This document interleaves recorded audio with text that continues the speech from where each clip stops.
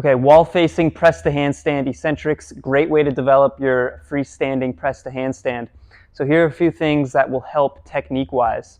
So hand width. We're going to want slightly outside of your normal handstand width. So I like to go slightly outside shoulder width here.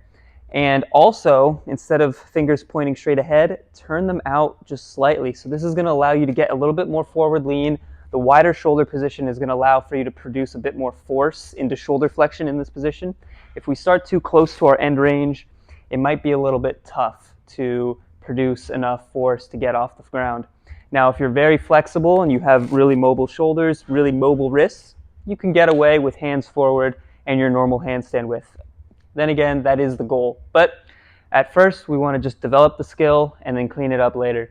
So hand distance from the wall is going to vary based on your current flexibility in your straddle and pancake mobility. So the further away from the wall, the easier it's going to be to clear the floor. The closer, the more compression, strength, and mobility you'll need. So let's do a rep. So for myself, I'm going to start off about 1 foot away from the wall. I'm going to go into my straddle position, knees locked. And now I'm going to slowly go down the wall. Okay, so I couldn't make it down, so that means I need to scoot out just a little bit more. Toes pointed. Now the butt is going to come over top of the shoulders. Shoulders are going to close. I'm going as slow as I can, squeezing my quads. Now, at this point, I'm pushing hard, and slowly coming down off the wall. It's that point where the feet come off the wall that people just collapse down into the floor. That is actually the most important part we want to fight to control. At first, it's going to be sloppy, but work your way to slowly control that. Shake it off, do another rep. Try not to let your elbows bend. I tend to have that issue. Figure out where your hands were.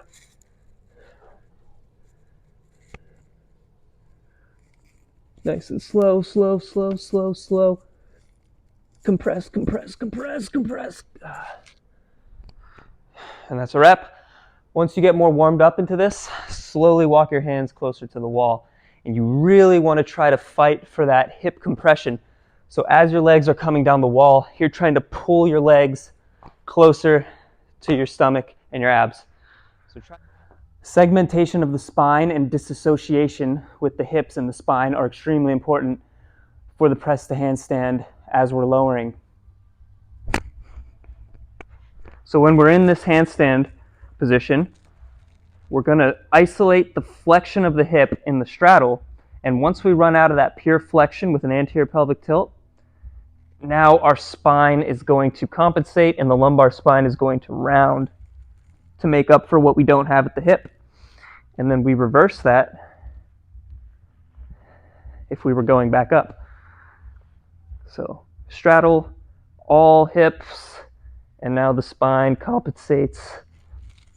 So this is why the more you have at the hip, the more flexion of the hip, the better your pancake mobility is, the less your shoulders will have to close and your spine will have to round, and the less demand it is on the shoulder and the push strength of the low traps and serratus.